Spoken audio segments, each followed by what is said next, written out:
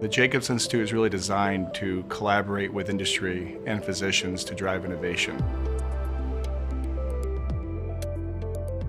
We need industry to provide better tools for us to continue to what we do, which is develop tools for physicians to train and test in different clinical environments. In an ideal world, if you wanted to practice a procedure before you actually do it on a patient, you want to replicate every element of that procedure. You want to know how that tissue is going to feel as you're delivering a device.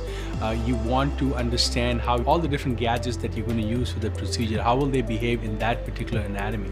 Anatomical models that I've been seeing since I was in medical school, they really did not have any semblance of reality in terms of their behavior when you utilize them. We would rehearse device deployment, usually in silicone models with some fluid, some water, some glycerol, and it was grossly unsatisfactory. About 5 years ago, we started working with Stratasys on what is 3D printing doing in medicine, and the JI and our partners here in Buffalo truly believe that it's the future of medicine. My first exposure to 3D printing, it was a real sort of eye-opening experience where 3D printing, well, you print what you need for the particular task that you have, where we can now incorporate plaque within arteries and thicker walls versus thinner walls, and with fluids, make it feel real. One of the questions we've repeatedly heard from our customers, both medical device customers as well as hospitals, is the need for biomechanical accuracy. The biomechanical accuracy that the digital anatomy printer provides is really what's differentiating this solution from anything that's on the market today. In terms of digital anatomy printing materials, there's now gel matrix, there's tissue matrix, and there's bone matrix. They all can be used, different mechanical properties, depending on what you're trying to accomplish.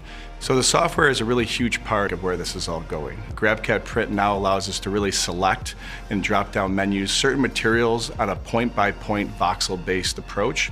GrabCAD Print really revolutionizes how we design medical models today for anatomical modeling. So instead of going in and saying, I want a white femur bone, we can go in and select a femur for a 70-year-old. If you want a femur for a 20-year-old, we can do that. We can vary the density of our structures on our bones.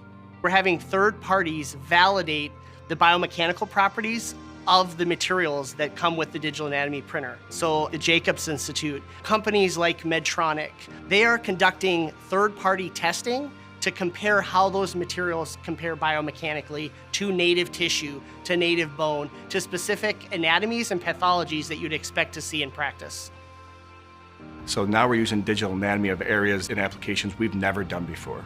And these are things that you have to pierce, you have to cut the model. We weren't able to do that before. The long-term goal of the digital anatomy printer is to replace the need for cadavers, to replace the need for animal studies, where it gives our customers the option of having specific anatomies and specific pathologies that are not currently accommodated by either cadavers today or animal studies.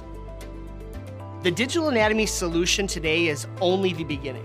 Every year for the next 3 to 5 years, we will come out with additional materials, additional applications and software solutions that increase the capabilities of the digital anatomy printer. The Stratasys partnership in terms of the JI mission is absolutely paramount. We would not be able to accomplish our mission without partnerships like Stratasys.